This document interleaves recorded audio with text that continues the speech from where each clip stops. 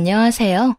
바람난 남편 속 시원하게 치워버리고 행복하게 아주 잘 살고 있는 40대 여자입니다. 40도 되지 않은 나이 30대. 새롭게 시작하기엔 늦어버린 것 같지만 새로운 삶을 되찾기엔 충분했던 30대 중반에 이혼을 하게 되었네요.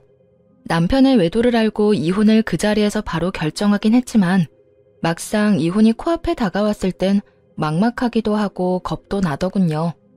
하지만 지금은 살면서 가장 행복한 때를 보내고 있다고 자부할 만큼 행복으로 가득 찬 하루하루를 보내고 있습니다. 지금과는 달리 충격으로 가득했던 이야기 한번 들어보실래요? 지금은 전 남편이 되어버린 남편과 처음 만난 것은 대학교 때였어요. 저와 남편은 같은 동아리에서 활동을 하고 있었는데 신입생이었던 저를 남편이 먼저 좋아했었죠.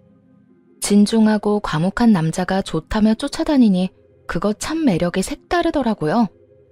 한결같이 저를 좋아해주는 남편의 모습에 저 역시 마음을 빼앗겼고 10년이란 긴 연애 끝에 결혼까지 하게 되었습니다.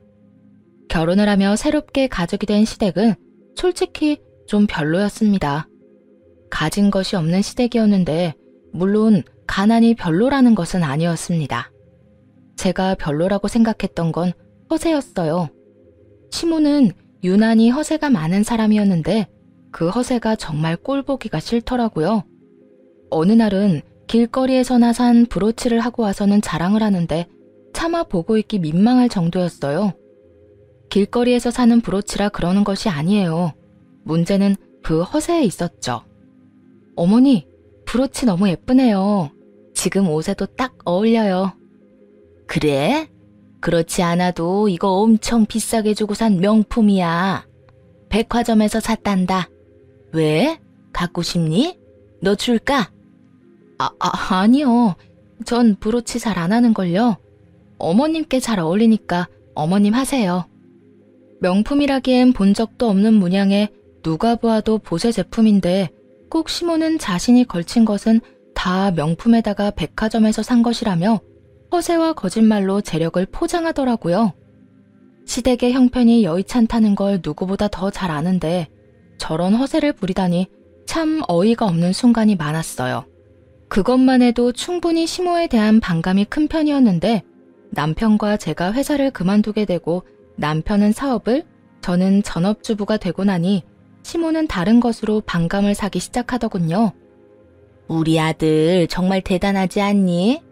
회사 생활만 하던 애가 저렇게 버젓이 사업체를 운영하는 것 좀 봐라. 그러게요. 대단한 사람이긴 하죠. 뭐든 열심히 하기도 하고요. 그러니까 그런 사람이 내 아들이야. 넌 무슨 복이니? 그렇게 잘난 남자 만나서 힘든 회사 생활도 그만두고 이 좋은 집에서 아주 편안하게 살림만 하면서 살고 말이야. 정말 팔자 하나는 잘 타고났구나. 네, 그렇네요. 제가 참 팔자 하나는 잘 타고났네요. 남편이 사업을 시작한 것도 저 정도까지 유지하고 있는 것도 저희 아빠의 도움이 컸다는 것을 누구보다 잘 알고 있으면서 저렇게 말하니 적잖게 당황스럽기도 하고 짜증도 살짝 나더라고요. 아들 타령이야 모든 엄마들이 하고 싶을 테니 그러려니 하려고 해도 저를 저딴 식으로 깎아내리는 것은 아니라고 생각했으니까요. 그리고 사실 제가 일을 쉬게 된 이유는 따로 있었어요. 회사를 다니며 임신을 했었는데 그것이 무리가 되었는지 유산을 했거든요. 유산을 하며 우울증이 왔고 사람들을 많이 만나야 하는 회사 생활이 큰 스트레스로 다가왔어요. 그래도 애착을 많이 가진 회사였기에 웬만하면 참고 다니려고 했지만 동료들에게 피해만 된다는 사실을 알고 그만두게 되었던 것이었죠. 그때 심리적으로나 육체적으로 얼마나 힘들어했는지 뻔히 아는 사람이 저딴 식으로 말하니 기분이 확 나빠질 수밖에 없었죠. 여기까지만 해도 충분히 제 기분은 나빴는데 시모는 임신에 관해서도 간섭을 하기 시작했어요. 걱정과 우려가 담긴 간섭이 아닌 오로지 저를 모함하기 위한 간섭을 말입니다. 그래, 그런데 너희 임신 노력은 하고 있는 거지? 한번 잘못됐다고 해서 아예 포기한 건 아니냐니 말이야. 아니면 혹시 네 몸에 문제라도 생겼니? 어머님, 저 몸에 아무 문제 없어요. 그리고 임신 문제는 저희가 알아서 할 테니 그것까지 간섭하지 말아주세요. 뭐? 너 지금 나한테 명령하니? 명령 아니고 부탁이라고 생각해 주시면 좋겠네요. 저 유산하고 몸도 마음도 많이 힘들었단 거 아시잖아요. 뻔히 다 아시면서 임신 이야기를 그런 식으로 꺼내면 아무리 저라도 기분 나빠요. 그러니까 다신 그런 이야기 꺼내지 마세요. 시모는 끝까지 대답을 하지 않고 돌아가 버렸고 아무래도 혼자 힘으로 시모의 입을 막을 순 없겠다 싶더라고요. 거기에다 시모가 올 때마다 스트레스가 이만저만이 아니니 남편에게 도움을 구해야겠다 싶었어요. 내 남편에게 이야기를 꺼냈어요. 여보, 오늘도 어머님 다녀가셨는데 나 너무 힘들어. 오실 때마다 당신은 치켜 세우면서 나는 집에서 밥만 축내는 식충이 취급만 하시고 최근엔 임신 이야기까지 꺼내는데 내가 어떻게 해야 할지 모르겠어. 그래? 그런 말을 한단 말이야? 내가 엄마한테 연락해서 집으로 오는 건 자제하라고 할게. 당신 몸 안 좋다고 좋게 이야기할 테니까 걱정하지 말고. 그나저나 마음고생 심했겠네. 진작 말하지 그랬어. 당신 일도 바쁜데 괜한 일로 신경 쓰이게 하고 싶지 않았어. 나 혼자 어떻게 해서든 버텨보려고 했는데 오늘은 나 어머님이랑 싸우기까지 했어. 이대로 계속되다간 어머님이랑 진짜 크게 다툼이 일어날 것 같아서 당신한테 도움 구하는 거야. 그랬어? 당신같이 순한 사람이 오죽했으면 그렇게 싸우기까지 했겠어. 앞으로는 내가 알아서 할게. 내가 오지 말라고 했는데도 불구하고 혹시나 엄마 또 찾아오면 바로 나한테 전화해. 내가 바로 와서 해결해 줄게. 남편은 말한 대로 시모에게 연락을 해 당분간 집으로 오지 말아달라 잘 말했고 시모는 알겠다고 군말 없이 답했다고 하더군요. 하지만 혹시나 했던 일은 역시나 일어났고 시모는 일주일을 넘기지 못하고 다시 집으로 찾아와 속을 뒤집어 놓기 시작했죠.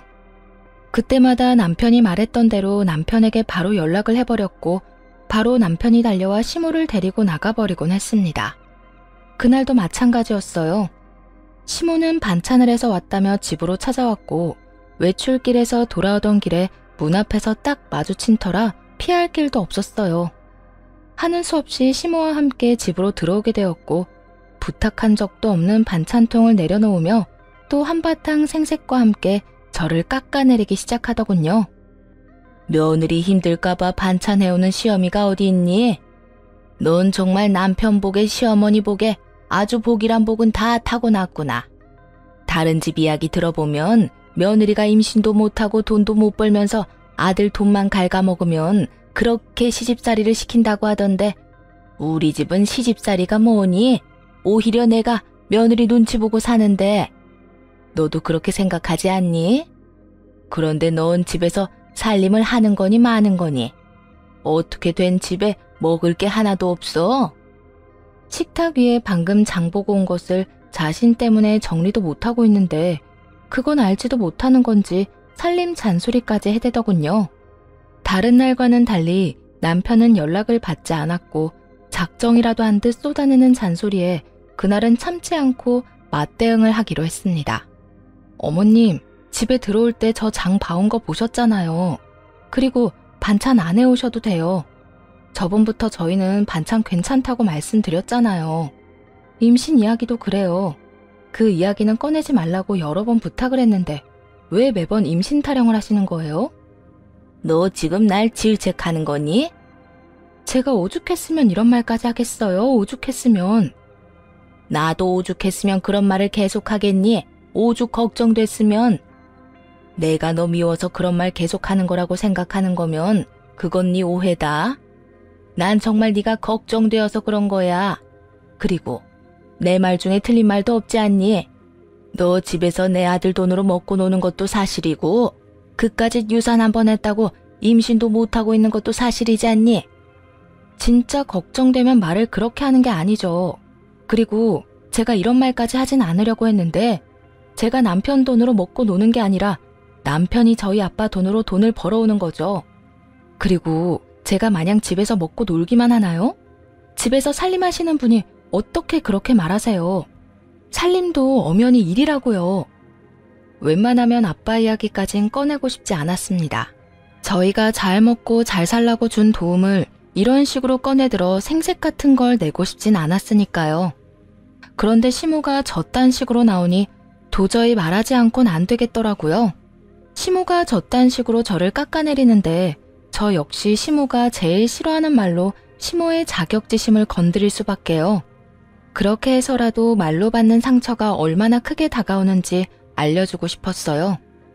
예상대로 시모는 제 말에 타격을 입긴 했는지 흥분하며 화를 내더라고요. 너 말 참 이상하게 한다.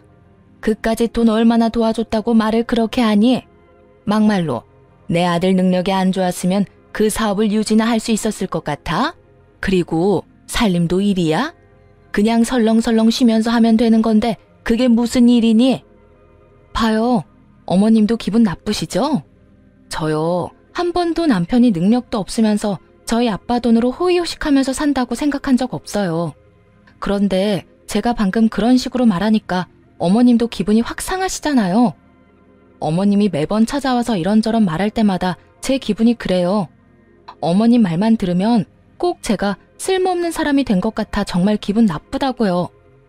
한 방 먹은 시모는 제 심정이 조금이라도 이해가 된 것인지 다른 말은 하지 않고 또 제가 걱정되어 그렇게 했단 말로 그 상황을 모면해보려 애쓰더군요. 그건 내가 말했잖니. 그건 다 네가 걱정되어서 그랬다고. 정말 제 걱정이 된다면 그냥 말하지 마세요. 아니, 찾아오질 마세요. 어머님 올 때마다 저는 상처만 받는다고요. 시모와 저의 언성은 점점 더 높아져 갔고 싸움은 절정으로 치닫고 있었습니다. 너 지금 그걸 말이라고 하는 거야? 아무리 기분이 나쁘다고 해도 찾아오지 말란 말을 할 수가 있어. 건방지게. 건방지다고 생각하든 말든 상관없으니까 앞으로는 이렇게 얼굴 붉힐 일 없도록 다신 찾아오지 마세요. 그렇게 시모를 내쫓아버렸어요. 그날 저녁 제가 시모에게 그렇게까지 한 것을 전해 들었는지 남편이 먼저 말을 꺼내오더라고요. 오늘 엄마 또 찾아왔다면서. 미안해. 내가 바빠서 연락을 못 받았네. 다 들었지? 오늘 좀 말이 심하게 오갔어. 어머님이 워낙 심하게 말하니까 나도 못 참겠더라고. 거기에다 언제까지 당신이 해결해 줄 수도 없겠다 싶기도 했고. 어머님 뭐라셔? 뭐라긴 뭐래. 그냥 울지 뭐. 당신이 내쫓았다면서. 당신 마음 이해 안 되는 건 아니었는데 조금 섭섭하긴 하더라. 아무래도 나한텐 엄마잖아. 그래도 오해는 하지 마. 그렇다고 해서 엄마 편을 들겠다는 뜻은 아니니까. 그냥 마음이 조금 그랬던 건 사실이다. 이 뜻이야. 난 당신이 어쩌다 그렇게까지 한지도 잘 아니까 당신한테 불만이 있진 않아. 어쨌든 오늘 엄마 일은 내가 대신 사과할게. 미안해. 남편은 섭섭한 기색을 내비치면서도 제 심정을 이해한다며 달래주더라고요. 그런 남편을 보며 제가 조금 심했나 하는 생각도 하긴 했지만 말했다시피 더는 그렇게는 살 수 없었기에 후회는 하지 않기로 했죠. 시모와의 첫 다툼을 하고 난 후 예민하게 생각하는 것인지는 몰라도 남편과 연락이 잘 되지 않고 조금씩 퇴근 시간이 늦어지더라고요. 연락에 대해 중요하게 여기는 사람이라 전화 하나만큼은 잘 받는 사람인데 나갔다 하면 연락이 잘 되지 않더라고요. 점심시간조차도 말이죠. 그런 날들이 많아질수록 느낌이 좀 싸하더군요. 여보, 요즘 왜 이렇게 연락이 안 돼? 점점 늦어지는 것도 그렇고 회사에 무슨 일 있어? 그냥 큰일은 없는데 그냥 바쁘네. 왜? 회사 일이 그렇잖아. 아무것도 아닌 일인데 해야 할 건 많고 직원들은 직원들대로 불만이 많은 것 같으니 신경 써줘야 하고 몇 명 되지도 않는 직원인데 하나하나 신경 쓰고 일까지 처리하려니 조금 정신이 없네. 왜? 직원들 사이에서 무슨 말이 나와? 그만두겠다는 사람이 있어? 아니, 꼭 그런 건 아닌데 표정들이 밝지만은 않은 게 신경이 쓰이네. 하여튼 앞으로 늦지 않도록 할게. 연락도 될 수 있으면 받도록 하고. 일이 바빠서 늦는 건 어쩔 수 없지. 그런데 연락은 잘 됐으면 좋겠어. 바빠서 못 받는가 하면서도 걱정된단 말이야. 생전 안 그런 사람이 연락이 안 되니까 혹시나 사고라도 났나 싶고, 바빠서 연락을 못 받으면 늦더라도 문자라도 좀 줘. 알겠지? 알겠어. 그렇게 그간 신경 쓰였던 부분에 관한 문제는 일단락이 되었어요. 그러던 어느 날 같이 점심이나 먹을까 하는 마음에 연락했더니 또 연락을 받지 않더라고요.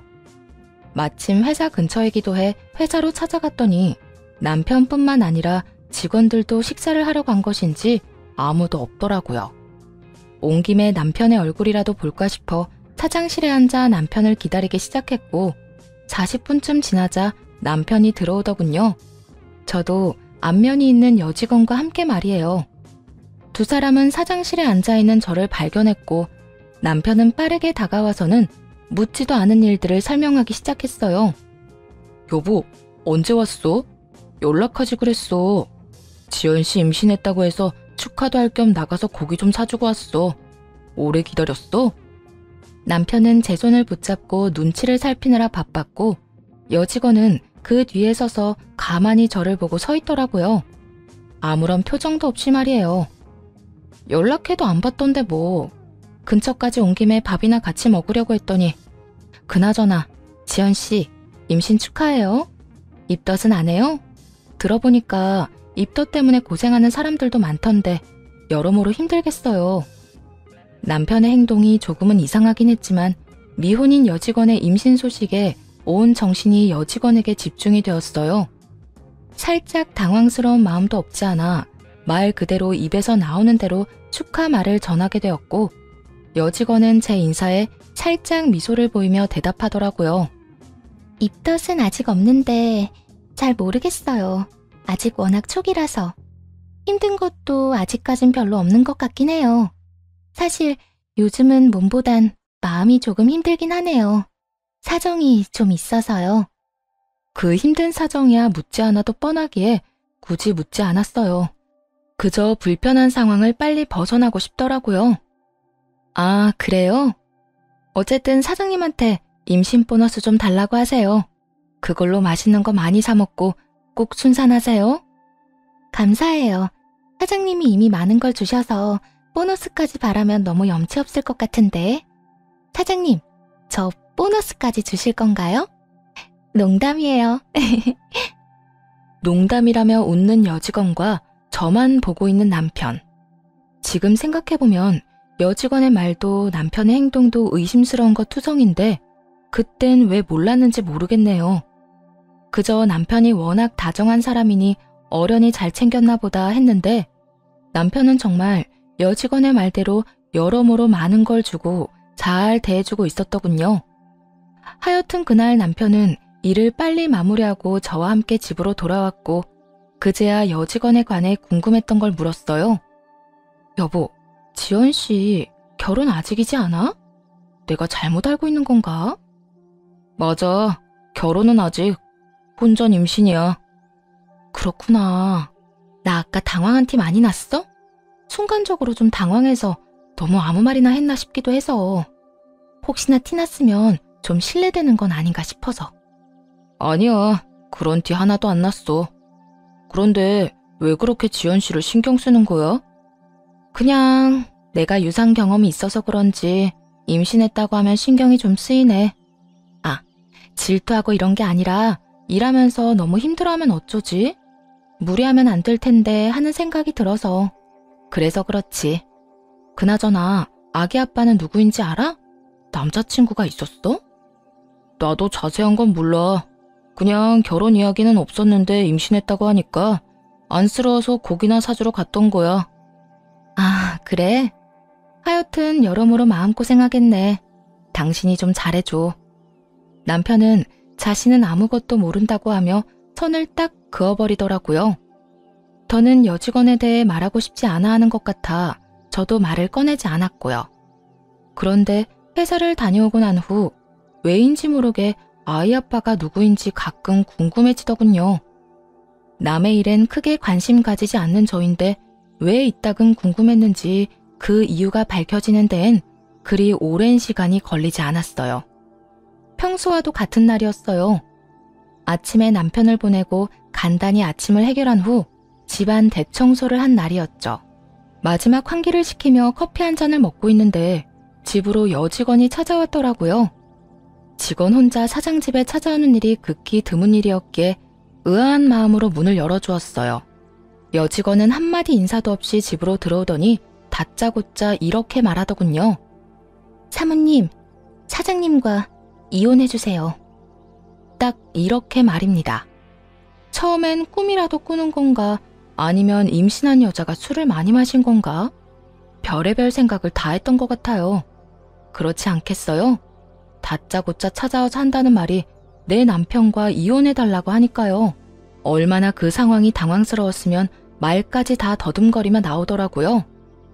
네? 지연 씨, 그게 갑자기 무슨 말... 이혼이라뇨. 저 임신했다는 건 그때 들으셨죠? 이 뱃속의 아기 아빠 사실은 사장님이에요. 그러니까 사장님이랑 이혼 좀 해주세요. 그보다 본론만 말할 수도 없을 텐데요.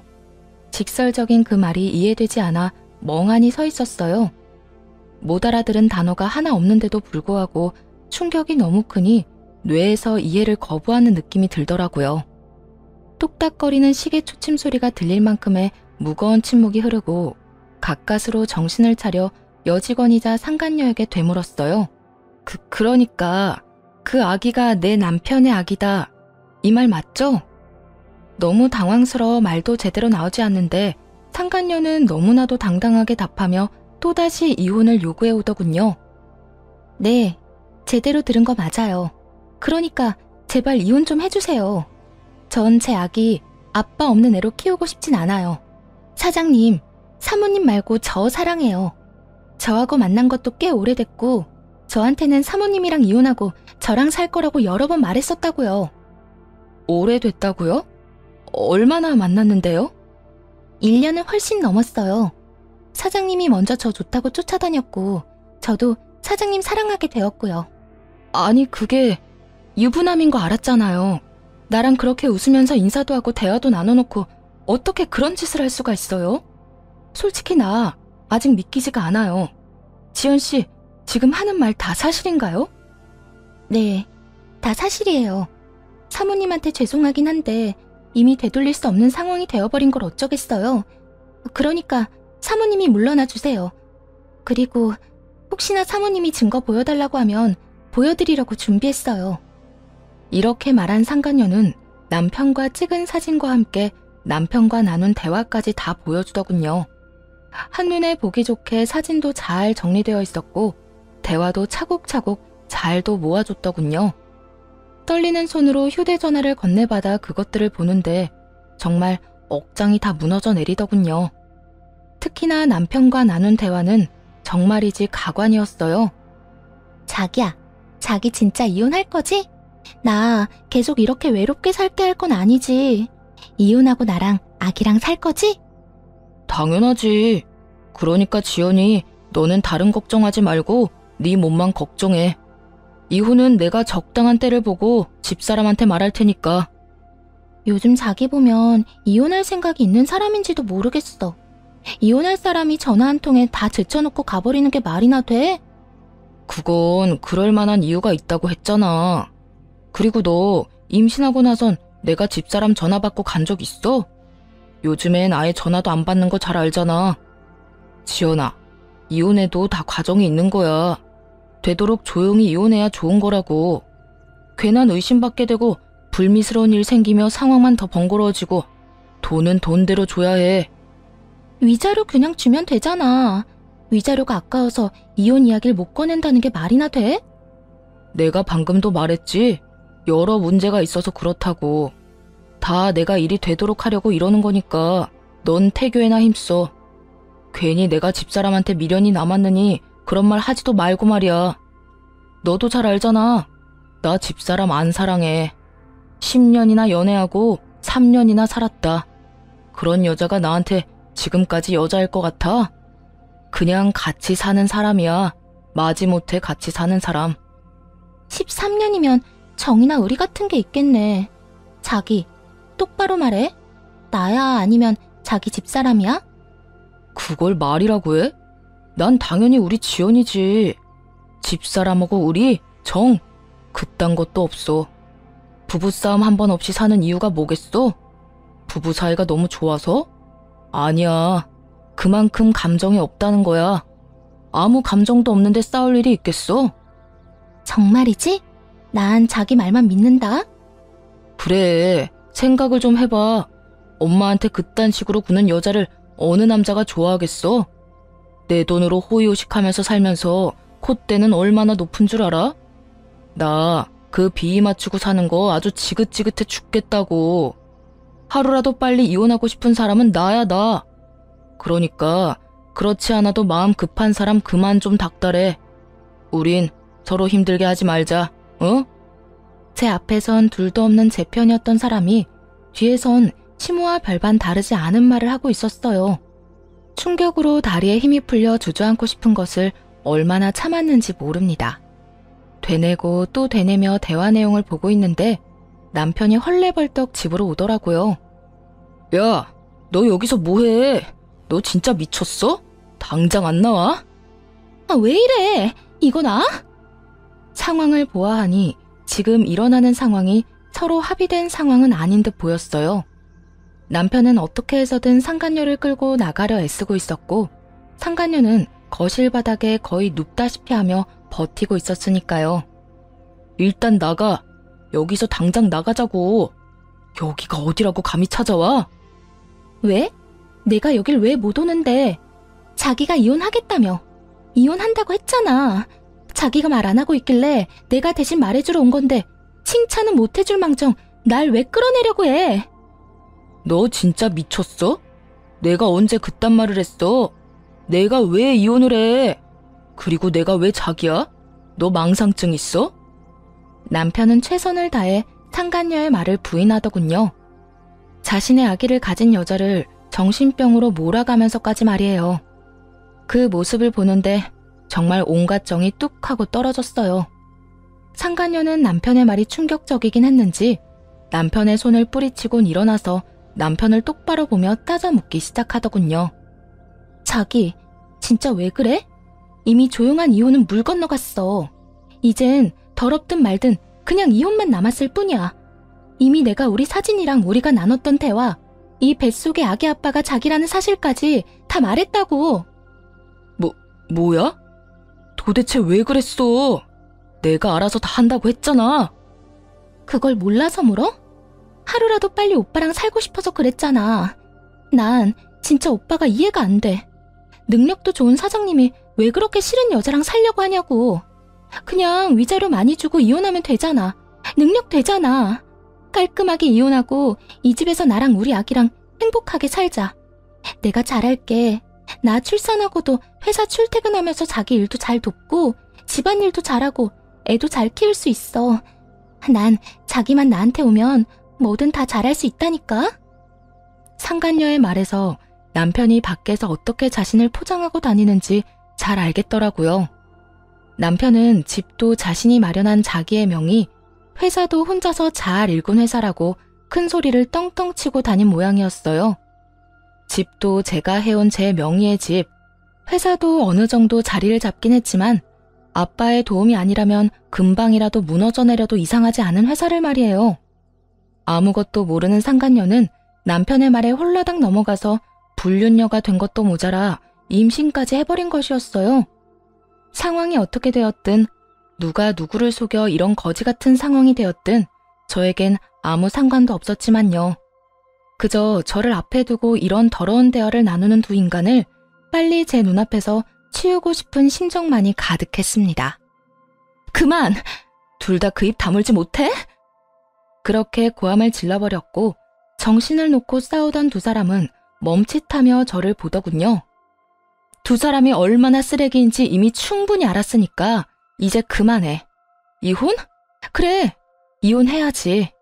그까짓 이혼 얼마든지 해줄게. 여보, 무슨 이혼이야, 이혼이. 난 당신이랑 절대 이혼 안 할 거야. 당신이 무슨 말을 들었는지 모르겠는데 나 이 여자 안 사랑해. 사랑? 넌 이 상황에서 아직도 사랑 타령이 하고 싶어? 그리고 이제 와서 사랑 타령을 하기엔 너무 늦은 것 같지 않아?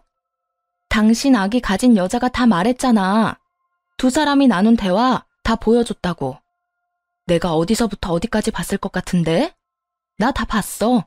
당신이 나를 어떻게 생각하는지, 내 뒤에선 날 어떻게 말하고 다니는지. 심지어 당신이 진짜 사랑하는 여자가 누군지까지 말이야.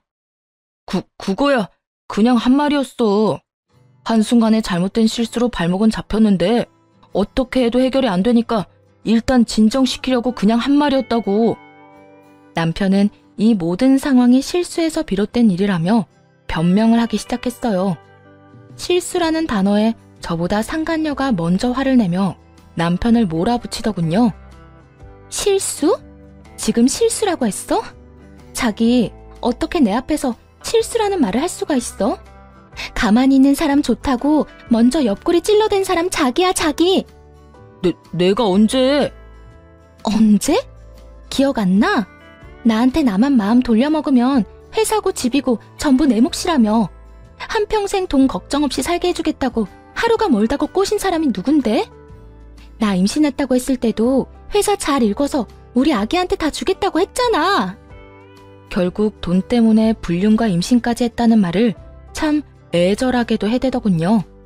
마음이 통해 그런 짓을 했다고 해도 화가 나고 치가 떨릴 텐데 고작 돈 때문에 한 사람 인생을 이렇게 망쳐놓다니 정말이지 쓰레기 같은 인간들이었어요.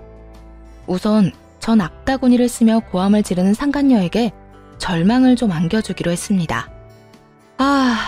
야, 네가 뭘 좀 잘못 알고 있는 것 같은데 네가 그렇게 능력 좋다고 믿어 의심치 않는 이 남자 가진 건 개뿔도 없는 사람이야. 그게 무슨 말이에요? 무슨 말이긴 말 그대로 개털이라고. 이 집? 이 집 내 집이야. 공동 명의도 아니고 이 사람 지분은 1%도 없는 내 명의의 내 집. 그리고 회사? 그 회사도 이 사람 거 아니야. 뭐라고요? 집은 그렇다 치더라도 회사는 왜? 사장님 맞잖아요. 회사는 사장 거잖아요.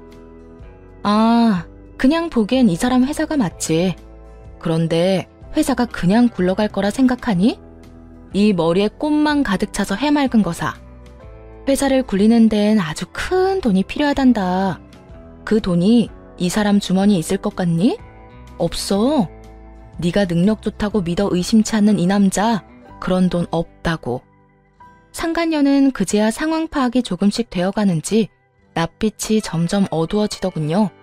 그러면서 저와 남편을 번갈아 보기 시작했죠. 자기야, 이 여자가 지금 무슨 말 하는 거야? 나한텐 그런 말 안 했잖아. 다 자기 거라며. 자기 덕에 호의호식 하는 거라고 그랬잖아. 남편은 고개를 푹 숙이고 상간녀와 눈도 마주치지 않고 있었고 상간녀는 망연자실한 듯 저를 보더군요. 그리고 이 사람이 왜 나랑 이혼을 안 하는지 이해가 안 된다고 했지? 내가 그렇게 싫다는 사람이 왜 나랑 이혼을 안 하겠어? 아니, 왜 못 하겠어? 나랑 이혼하면 자기 인생도 자기 회사도 우르르 무너진다는 걸 잘 아니까. 그래서 이혼하더라도 내 비위 맞춰가며 조용히 회사엔 지장 없게 이혼하려 했다는 거란다.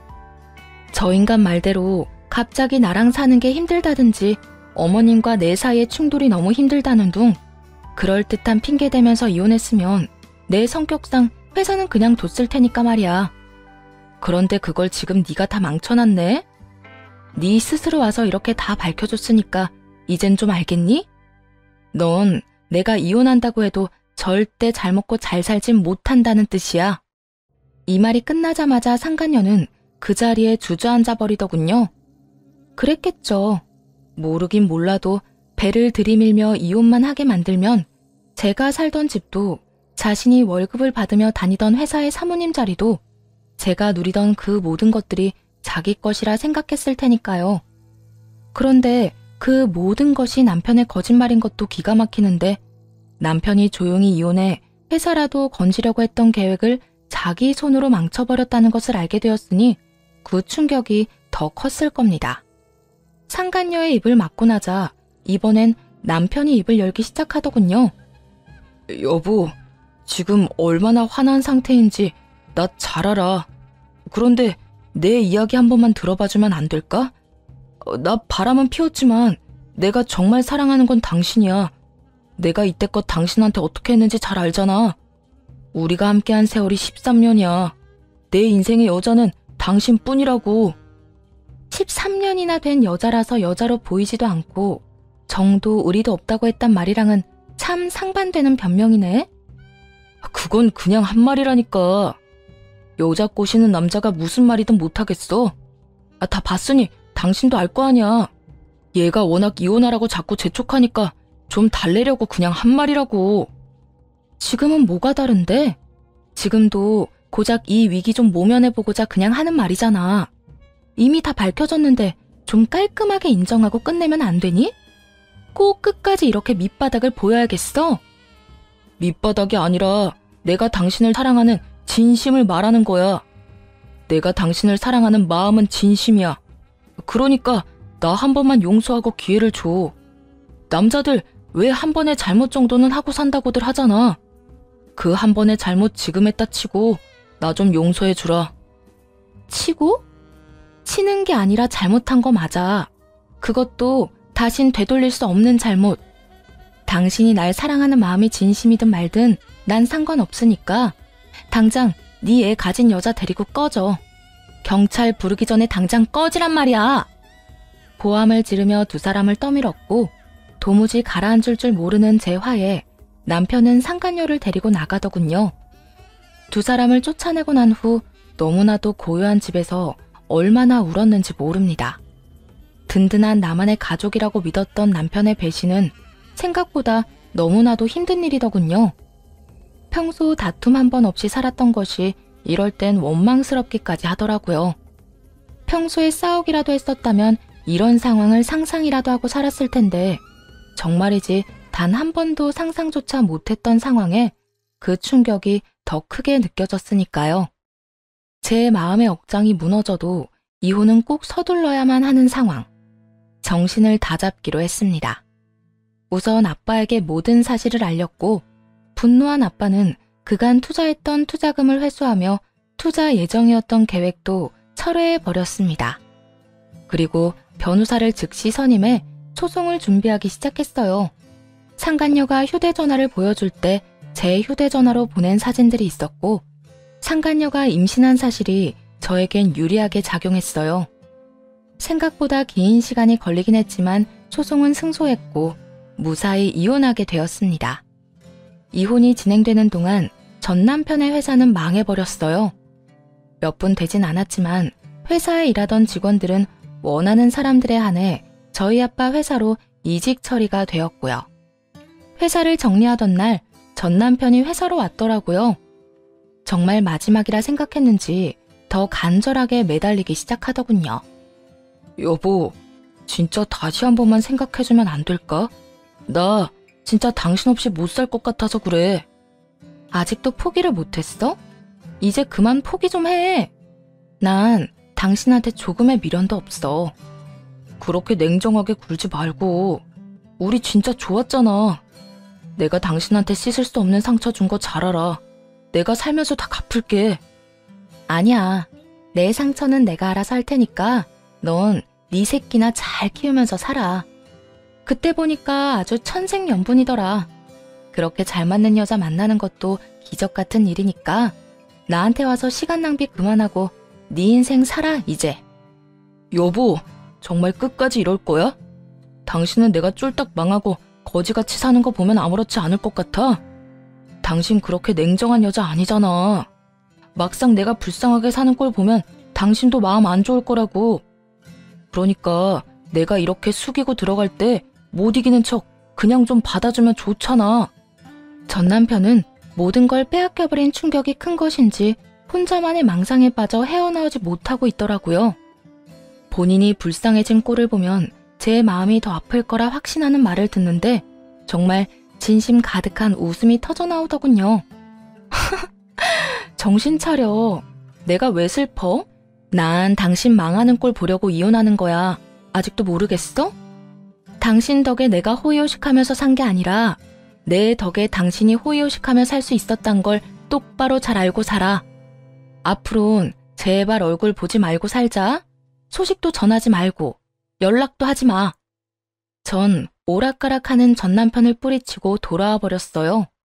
그것이 전남편을 마지막으로 만난 날이었네요. 그렇게 이혼하고 전남편과의 연만 끊어내면 다 끝일 거라 생각했는데 그게 아니더라고요. 폐인이 되어버린 전남편을 제발 좀 살려달라고 애원하기 위해 이번에는 전시모가 찾아왔으니까요. 매번 저를 볼 때마다 당당하던 모습은 온데간데 없이 사라지고 한없이 비굴한 모습으로 앞에 서 있는 전시모의 모습을 보는데 안쓰럽기는커녕 꼴도 보기 싫더라고요. 아가, 이때껏 마음고생 정말 많았다. 내가 모든 사실을 알고 나서 그 모자란 놈 얼마나 혼내는 줄 모른다.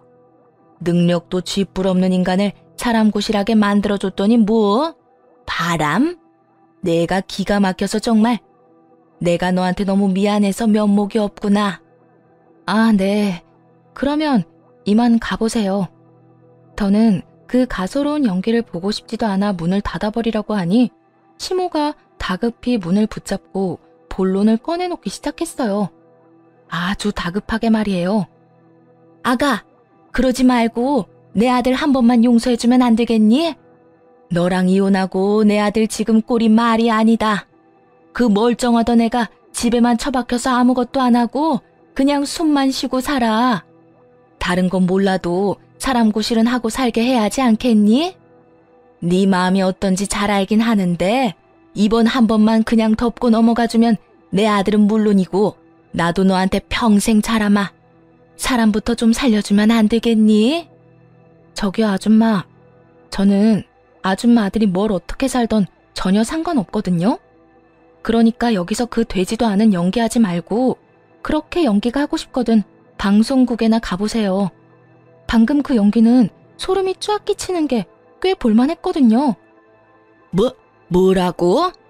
야, 너 지금 말 다 했어? 말이야, 아줌마보다 내가 할 말이 더 많지 않겠어요? 틈만 나면 그렇게 날 구박하지 못해서 안달이더니 이제 와서 못난 자식 사람 구실이라도 하게 해달라고 살살 기어다니면 제가 감동의 눈물이라도 흘리면서 알겠다고 할 줄 알았어요? 꿈 깨세요. 당신 아들이 폐인 되든 쓰레기가 되든 알아서 해결하시라고요. 전시모는 본격적으로 저에게 쏟아부을 준비를 하는 듯 했지만 전 그대로 전시모를 밀치고 문을 닫아버렸어요. 그렇게 정말 끝일 거라 생각했는데 끝날 때까지 끝난 것이 아니라고 이번엔 상간녀가 찾아왔더라고요. 그냥 무시해버리고 경찰을 불러버릴까 고민도 했지만 입이 10개라도 할 말이 없는 사람이 무슨 이유로 저를 찾아왔나 들어는 보자 싶어 문을 열어줬어요. 굳게 닫혔던 문이 열리고 상간녀는 제 얼굴을 보자마자 무릎을 꿇고 빌기 시작하더군요. 사모님, 제가 정말 잘못했어요. 제가 그땐 뭘 몰라도 너무 몰랐어요. 사장님 저 말고 사모님만 사랑한다는 그 말 진심이에요. 제가 사장님이 너무 탐이 나서 거짓말했던 거예요. 그러니까 사장님 좀 용서해주면 안 될까요? 언제는 제발 이혼해달라고 빌더니 이제 와서 다시 살아달라고 비는 꼴이 볼만하더라고요. 그리고 그 속내도 여전히 다 보였고요. 왜? 막상 이혼시키고 나니 없어도 너무 없다 싶어? 그래서 네 아기 양육비도 못 받을 것 같아? 그래서 내 옆에 다시 붙여놓으면 돈은 뜯어낼 수 있을 것 같니? 그걸 어떻게... 다 아시는 것 같으니까 솔직하게 말씀드릴게요. 아기 키우려면 돈이 한두 푼 드는 것도 아닐 텐데 저 돈 없어요. 아기 아빠한테 양육비라도 받아야 안 굶고 살 텐데 그 인간도 땡전 한 푼 없다고 배째라고 나오는데 저 진짜 미칠 것 같다고요. 그러니까 사모님이 다시 좀 데리고 가서 살아주세요. 저요, 양육비 많이도 필요 없어요.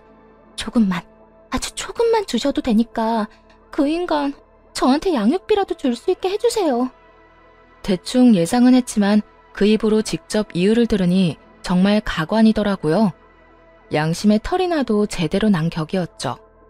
얼굴에 철판을 제대로 깐 상간녀는 정신나간 부탁을 쉬지 않고 해대며 눈물까지 흘려대더라고요. 그 더러운 눈물을 누구 집에 떨어뜨리는 건지 그것마저도 화가 나는 상황이었네요. 여기가 어디라고 그 더러운 눈물을 떨어뜨려? 남의 가정 산산조각 낼 땐 언제고 이제 와서 양육비라도 받아야 하니 다시 데리고 살라고? 넌 정말 양심이 없구나. 아니면 내가 우스웠니? 처음 우리 집 찾아와서 이혼하라고 당당하게 요구할 때부터 양육비 타령하는 지금 이 순간까지 어떻게 그렇게 뻔뻔하기 짝이 없어? 저도 오죽했으면 이렇겠어요. 오죽 마음이 급했으면 이러겠냐고요. 저도 여기 쉽게 찾아온 거 아니에요. 배는 불러오고 곧 출산인데 돈이 너무 없다고요. 그러니까 제발 이렇게 부탁드릴게요. 그게 안 되면 저한테 가져가신 위자료라도 좀 돌려주세요. 불쌍한 사람 돕는다고 생각하시고 그 돈이라도 주세요. 네가 불쌍해야 도울 생각이 들지. 난 너 안 불쌍해. 네가 왜 불쌍해? 네 의지로 유부남 만나서 네 의지로 임신까지 하고 네 바람대로 내가 이혼까지 했는데 여기서 굳이 불쌍한 사람을 꼽으라면 나 아니니? 그러니까 나한테 찾아와서 이딴 부탁하지도 말고 다신 찾아오지도 마. 당장 일어나서 가. 네 눈물 내 집 바닥에 떨어지는 꼴조차도 보기 싫으니까. 지금 안 나가면 나 경찰 부를 거니까 당장 나가. 부르려면 불러요. 어차피 이판사판이라고요. 전 돈 줄 때까지 절대 안 나갈 거예요. 정말 천생연분 아닌가요? 양육비 줄 의지도 없이 폐인처럼 사는 전 남편이나 자기 때문에 가정이 깨져버린 저에게 찾아와서 돈 타령이나 하는 상간녀나. 정말 환상의 짝꿍이 다름없더군요. 상간녀는 끝까지 못 나간다며 드러누워 버렸고 전 결국 경찰을 불러버렸어요. 만삭의 배로 질질 끌려나가는 상간녀를 보는데 불쌍하기는커녕 통쾌하더군요. 그렇게 저를 번갈아가며 한 번씩 괴롭힌 질긴 악연들을 다시 보는 일은 없었어요. 정말 끝이 난 것이었죠. 많은 일은 시간에 흘려보내고 8년이란 세월이 지났네요. 전 너무나도 잘 지내고 있습니다. 우선 알려드리고 싶은 소식은 전 재혼을 했어요. 결혼하며 그만둔 직장에 다시 출근하게 되었고 그곳에서 만난 사람입니다. 잠시 짧게 제 남편에 대해 말씀드리자면 오래 알고 지냈던 사이로 제 동기였던 사람이에요. 제가 큰 아픔을 겪고 회사로 돌아왔을 때 저에게 큰 힘을 준 고마운 사람이죠. 어딘가 모르게 위태로워 보인다며 제 곁에 찰싹 붙어 다니던 남자는 어느새 제 남편이자 제 아이의 아빠가 되어 제 곁에 있네요. 저의 하나뿐인 딸은 아빠를 닮았는데 얼마나 사랑스러운지 모릅니다. 남편은 동네에서 소문난 딸바보인데 그와 동시에 소문난 애처가이기도 해서 아주 가끔은 창피하기도 하지만 많은 시간을 이렇게 행복해도 되나 싶을 정도로 행복한 삶을 살고 있어요. 여러분의 인생에도 행복만이 가득하길 바라며 전 이만 물러가 볼게요. 긴 사연 함께 해주셔서 감사합니다.